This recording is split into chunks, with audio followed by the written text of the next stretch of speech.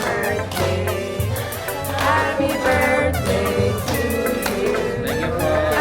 Yan, nakikita nyo, nandito kami ulit ngayon sa downtown Chicago.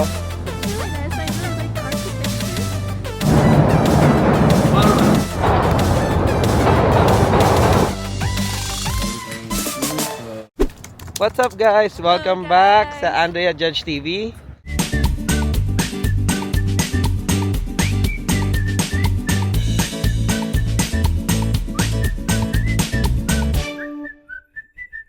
For today's video, ayan, nakikita nyo, nandito kami ulit ngayon sa downtown Chicago.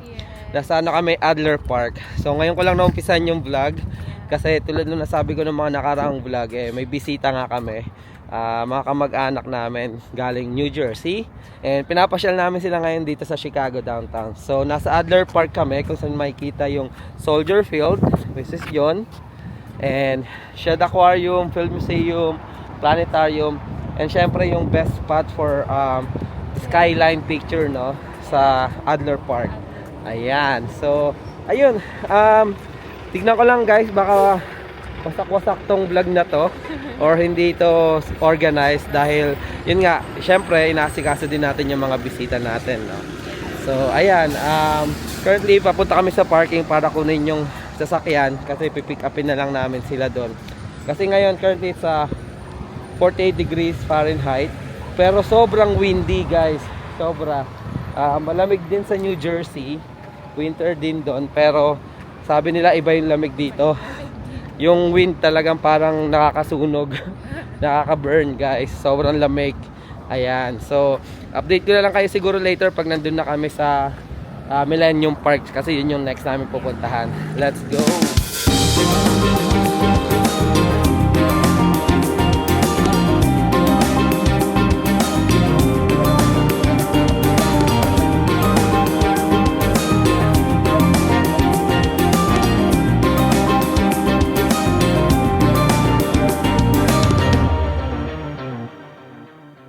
Ayan guys, so nandito na kami sa ano tol?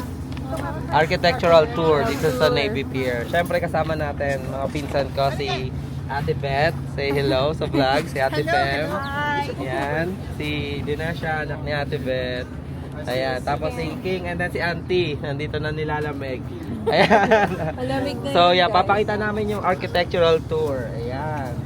So tingnan natin guys, no? Maganda yung mga ano dito, building structures, and i-discuss nila, no, or papakita nila yung mga difference ng structure ng ano o yung architectural design ng bawat building dito, and a little bit of history din. Ayan, see you later.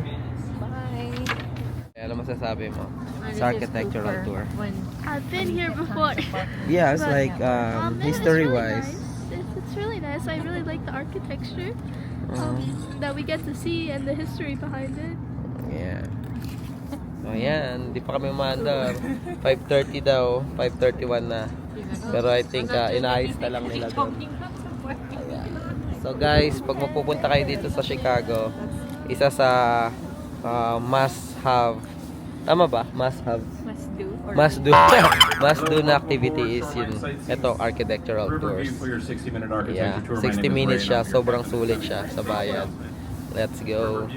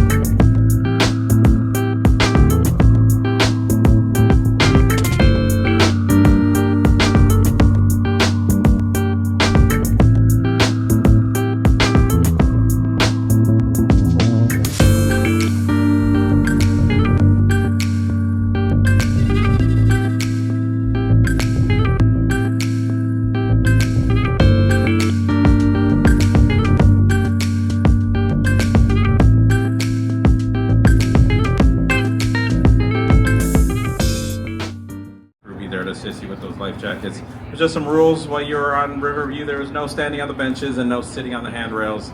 I always like to get to know you guys a little bit better, kind of see where we're coming from. By any chance, do we have any Chicago locals on board the boat today? Any Chicago locals? No? A couple back there. Awesome. Hi, guys. Hello. Welcome to your city. You know, you know how great it is. Yeah. And all these other great things. But as we'll find this evening, Chicago is also a center of incredible and breathtaking architecture. Now, for many of you, this might be the first time that you're actually experiencing this architecture in person. It might be the very first time that you are kind of learning about architecture as an art form. I will say that within this world of architecture, we need to understand what an architect does, what it's all about.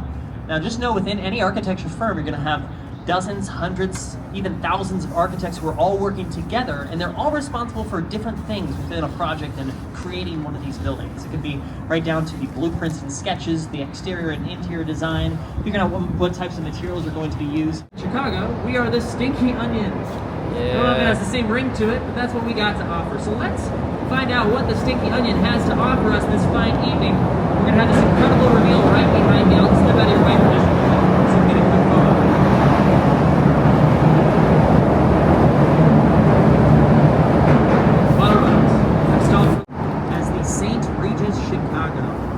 St. Regis is currently our third tallest skyscraper in the city at 1,191 feet tall. What you're looking at behind me is a hotel and residence. Down here at the bottom is the St. Regis. And a penthouse has sold at the St. Regis for an estimated $22 million. That's the type of luxury we're talking about. Wow. Now, if we keep on looking up towards the top there, which is going to be the most expensive real estate, there are 2 floors worth of space that are kept wide open.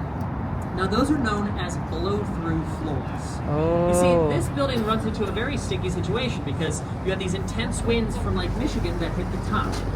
Now, skyscrapers all around the world are designed to bend and sway back and forth. The whole idea is that it's better for skyscrapers to bend in the wind rather than be too stiff and risk breaking the building's foundation. Ayan Now, guys, oh. Harry Weiss is the architect behind it. He has a Toblerone lot yung trying to style shape buildings ng around building na to. Chicago. And Triangle. his whole thing is to complement the look and aesthetic of sailboats. You see, he was a sailor himself along the Intercontinental 1929 building, It was not always guys. a hotel. Look. It used to be the Medina Athletic Club when it first opened up. Wow. Complete with mini golf, with bowling, full indoor swimming pool on the 14th floor. But they were definitely catering more towards high-end clientele for the Shriners organization. That turned into a hotel about 1944. Now that behind the onion-shaped dome, you can also see a chimney. If you look very closely, there's a tiny bit of metal that is sticking up. That is the remnants of what used to be an old Zeppelin dock, or a dock for blimps. That is because back then, we were really betting on the fact that blimp travel was going to be the new fancy way to get around town. Now, the building that we're taking a look at here, this is a style known as Spanish Revival architecture. Basically, we're taking something from Spain, bringing it here to Chicago for us, and specifically, the clock tower is modeled after the Herald de Bell Tower of the Cathedral de Sevilla in Spain. You can also notice the material that is being used on the exterior here, really leaning into that bright white or cream color. We have about 250,000 terracotta clay tiles in 6 different shades of white. It's a beauty. You do see Chicago some more Bridge. terracotta buildings along Look the at that.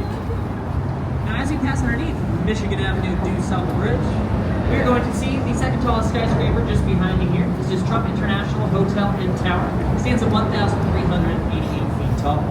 Now, we would also lump this in with contemporary architecture, but it also leads into this philosophy of Trump contextualism. Tower, guys. Now, contextualism is all where it does And this guys, look with at the this, use of these 3 setback so patio nice. balconies. Each one is designed to roughly match the height of surrounding buildings in this area. The first is right in line with the setback of the Wrigley Building. And Trump Tower. The second, to the left, matches the height of many skyscrapers that we can view across the river. Then the top right-hand side, that last setback matches the height. We're in the city, guys. The 2 main towers were being built out. By Malang 1967, the full facility honeycomb was completed. corn design, guys. But to really understand them, we need to understand life in Chicago in the 1960s. Well, Chicago has industrial roots. Back then, it was very common downtown to see things like steel mills and factories and distilleries, that sort of thing. And it was not a very pleasant environment to live next to. So to take steps in changing the status quo, enticing people to want to live next to this water, an architect by the name of Bertrand Goldberg designed Marina City as a city within Marina a City city. building. You take all the amenities, put it right inside the apartment complex, including grocery stores, shopping centers. Wow. You have a restaurant right here, give it away. Nagwe-wave sila. You also have a marina for your boat down there. Ayan, at the bottom. nagwe-wave sila, Valet nagwe-wave. parking for your car at the base of each one of the core buildings. And then there are some other fun amenities as well. For example, an ice skating rink, a bowling alley. There's still a movie theater. Well, it used to be a movie theater right back there. It's now known as the Chicago House of Blues. Check out some live music. Now let's take a look here to our left-hand side. This building right here is 77 West Wagner. This is a style known as Ganda. neoclassical, quite literally combining some of new and older elements together to make this design. Railway, and oftentimes guys. Chicago's public transit still ranks Yan. within the best top 10 public transit in the United States. Best I don't know top if that 10 says much about transit. us or it says Itong a lot Chicago. about the lack of public transit around the U.S., but do keep that in mind. Ayan. And here to the right-hand side, we're going to get back on track with the architecture. This is a magnificent building known as the Merchandise Mart. At, guys, Now, ito we're na, gonna start heading down the modern south day right here, but all around you, infrastructures you're gonna see a lot ng of Chicago. brand new architecture. Yung The yung newest mga in this area is there to the right. history. Salesforce Tower 2023. Just to the left of that, directly in front of us on the Ito river, yung that is the pinakabago. River Point Tower from 2017. I like to call that one the Hot Dito yung Pocket mga- Building because it looks like a giant Hot Pocket container. Although I have had people come up to me before and they're like, nah, it looks more like an apple pie for Yan McDonald's. guys, oh I say, grabe. "Stop, you're making Mga me." modern building na yun Regardless, nandito. at the bottom there, you can also see So this when archway. old Now, that arch is buildings, there old because underneath that infrastructures section of meet the building new are Amtrak and Metro line trains that modern pass right infrastructure. underneath Kasi the tignan nyo building to guys, oh. itself, so you cannot build Yung on the ilalim, foundation. hindi pantay. It has to be kept open. Pero nakatayo. Let's follow that to this Let's upside down go. pencil-shaped building. This is Wow, that's 150 North nice. Riverside. Nice. And, Look at this. Well, this is Balik another pencil skyscraper like. that has to deal with wind Oh my swing. god. Now, in this Wow. case, there are no blow-through floors up there. So this is Oh, section wow. number Tingnan 2, mo. Inertial slosh Guys, oh. dampers. It's a very Yung fun mga word to ano. say, but what the heck is that? Yung- Well, at the very top of this building, or close to it, there are 12 Wow. concrete containers that are filled with Yep. coordinates put into place. Bank in of America 2009. building, guys. They have these steel tripod beams, which are responsible Ayan, for oh. vaulting up the third floor, providing Ganda. public walking Ang laki. space underneath. Nakakalula. Now, I guys. will say this. Ayan. As an architect, you got to deal with some limitations, right? Ordinances and things like that. Now, limitation paves the way to innovation, right? You can't just accept defeat. You got to innovate. You got to come up with creative solutions. That's why it's an art form. It's a give and take. Ayan. Bank of America building. Now, as we pass underneath Washington Boulevard here, we are stepping through a time machine. Art Deco. Ayan, guys, Like I kinig said lang with kayo sa Merchandise kanya. Mart, the focus here is extravagance, lavishness, right? Really, it's magnificent limestone structures on both Civic sides of the Opera wall. building. Now, here on the right-hand side is what I'm going to focus on for now. This is 2 North Riverside Plaza, formerly known as the Chicago Daily News Building. Back in 1978, about 6 floors worth of space was occupied by the Chicago Daily News. The top floors were a printing press. Chicago Daily Beautiful News building, location, guys. and also lovely area embracing the water before that was very popular. It dates back to 1929. 1929. Now, 1929 is really the end of Art Deco. And I say that because it's the same year that the stock market crashed, plunging us into the Great Depression. Things were not going so well. Following that was World War II in the 1940s, so we went through a couple of decades worth of time where not a lot of new architecture was popping up. We had some other things to think about. It was not really until about the 50s and 60s when there was a German-American architect who had left Nazi Germany named Ludwig Mies van der Rohe, who pioneered a brand new style of architecture to push Chicago forward. And this is what we got from all that. Here it is to the right. This is known as Black Box Modernism. Black box modernism. Wow. Okay, so you can definitely see that this is a deviation from the extravagance of Art Deco, right? Yeah. But here's why. There's a reason for it. Think about the time period, right? We've just gone through the Great Depression. We've just Yeah. gone through a war. We don't want to spend a bunch of money on our buildings. We want simplicity. We want functionality. Yeah. And Ludwig Mies van der Rohe basically said, well, I can give that to you at a fraction of the cost of those expensive Art Deco buildings. But it was also quite influential. I really like to call these the iPhone of architecture because you start to see this pivot, this influence towards these more modern and contemporary designs with the steel frame and the glass all around. You can definitely see how it influenced architecture to the future. But much like holding an old iPhone 3G from way back when, maybe it doesn't really stand the test of time, right? Kind of looks a little dated. So we're going to move along from the 50s and 60s into the 1970s. Say goodbye to a boring black box. Say hello to a boring white box. Oh. Wow. It's kind of like the comparison between iPhone 6 and a 6S, right? Not too much has changed. The color has, so there's something. But relatively, you're left with the same sort of design. boxy, functional. In this case, it's a concrete frame with glass all around as opposed to steel, cheap to produce. It was not really until the 1980s that we finally saw the architecture become more fun, more flashy. We started to take these new can't even think of the word for it, but these new initiatives with the architecture itself, leading us to that philosophy of contextualism. So that takes us here to Gateway Center 4. Now with this building, you have that reflective glass, but the quality and color is meant to complement the color of the water and that reflective quality as well. You can also notice though how the curve of the building complements the upcoming curve of the south branch of the river. The Dark Dito yung Knight, ano, Heath Ledger playing the Joker can be seen Heath Ledger, bursting out of Dark the Knight side of it in a big Batman. yellow school bus after Yeah. him and his cronies just robbed the Gotham City Bank. Yeah, this is Yes, this was the filming location for that filming opening scene. location Look at ng those ano. windows. You recognize the chandeliers from the opening scene, the bank heist scene?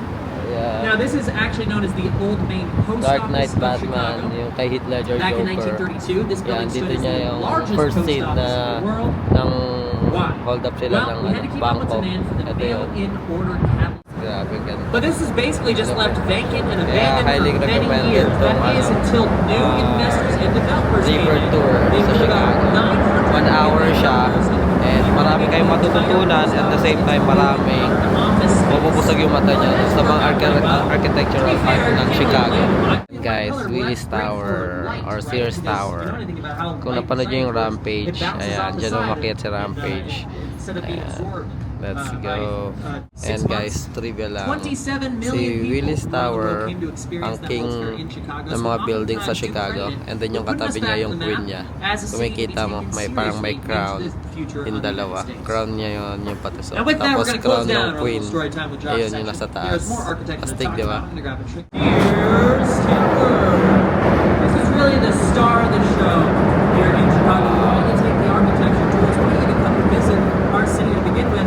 Because the Sears Tower stands at 1,451 feet tall, making it the tallest skyscraper in Chicago till this day. Not only that, it was also the tallest skyscraper in the world from 1974 until 1998, roughly 24 to 25 years as the world's tallest building. And that's World's pretty tallest cool. building for 25 years. So here's the thing, the two antennas Sears at the top Tower, natalo na are siya. not included in those measurements. So it Oh. takes us down a couple spots. And I also like the Wiener Circle. It's up towards DePaul University, and it's a great name for your restaurant all around. Now, if you do want an Italian beef sandwich, I don't have tons of Italian beef sandwiches myself, but if you want to try one, I always like to recommend Mr. Beef in the River North neighborhood. This is more fun to see. Yeah, yung trend ate. A good example of our L trains. Great photo opportunity for you too. I believe this one is the Brown Line train. It looks like.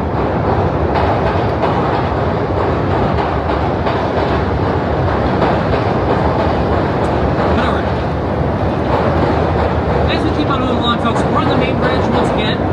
We are heading back out towards the Ogden Slip, right next to Navy Pier. Well, it's this green building with gold on top. Oh, that right there wow, is the yeah. Carbide and Carbon building.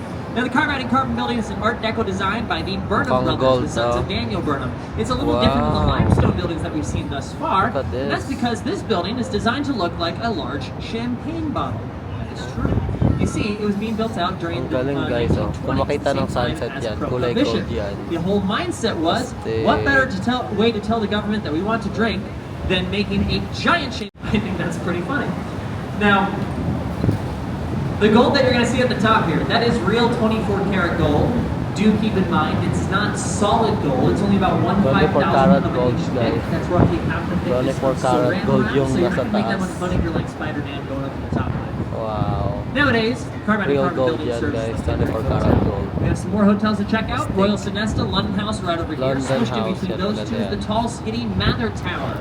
This is established Chicago by Wilson Tribune Seaman building, In this guys. case, we are Tingnan honoring niyo yung design. architecture from France. The top section is Wow. modeled after the Tingnan Louvre niyo naman Cathedral yung in Normandy, taas. France. And this whole building was designed as part of a contest Chicago that the Tribune Chicago yan, ah. Tribune newspaper held. They were seeking the most beautiful office building in the world, and out of over 200 submissions, that is the design that won by two New York City architects named Howells and Hood. One of the best view. Chicago skyline. So ayan guys, tapos na yung architectural tour natin. No? Yes. Babalik na tayo sa parking. Ang ganda ng sunset. No? Yeah, Ayan. saktong-sakto, di So ba? guys, sobrang lamig. Grabe. So update na lang later. See ya. Bye. Bye. The next day. Coin coins, new toy. Pandar mo, Queen. Lagay mo, Queen.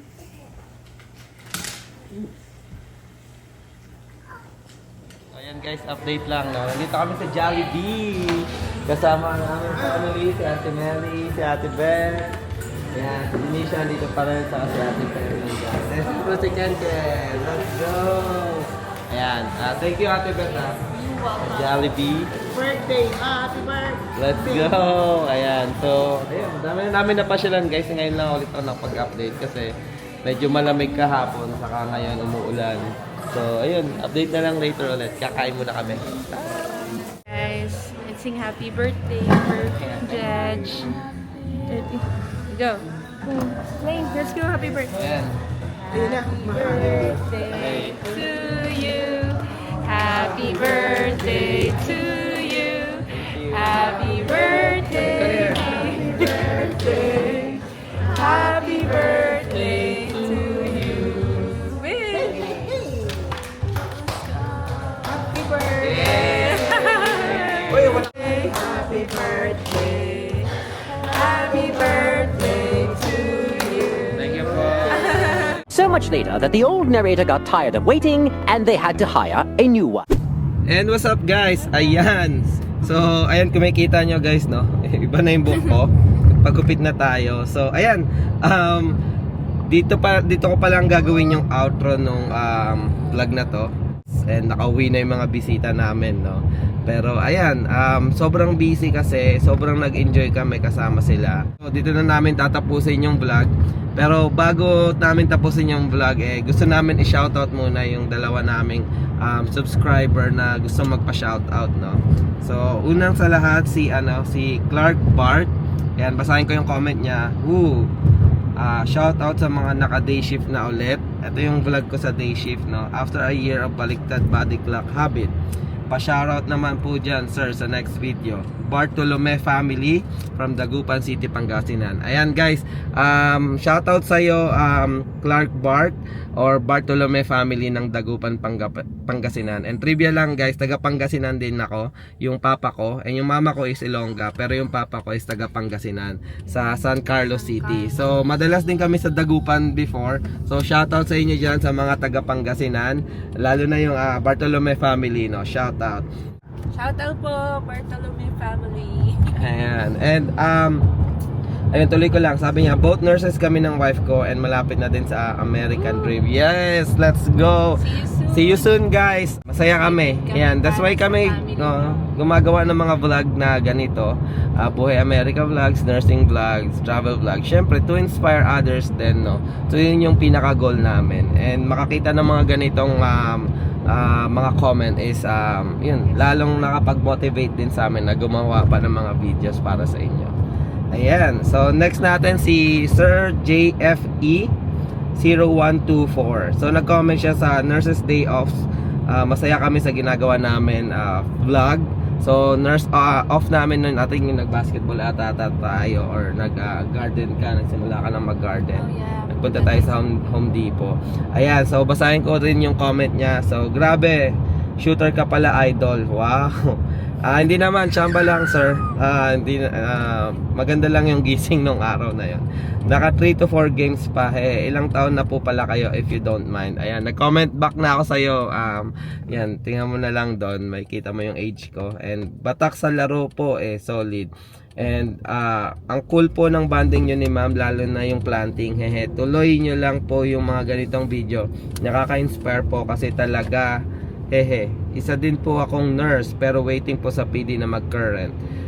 Grabe, sobrang excited na din po ako magawa namin ng wife ko yung mga ganyang banding sa US. Salamat po sa mga videos nyo, mga ganito na may basketball game din. Pa-shoutout naman po. Ayan, shoutout JFE 0124. Ayan, ano masasabi mo sa PD nila? Shoutout mo muna si sir. Sir, shoutout po sa iyo and sa family mo, sa wife mo. It's worth the wait. So, patience and ano lang talaga, trust in the process. And yun, Yan. keep your faith, guys. Always pray.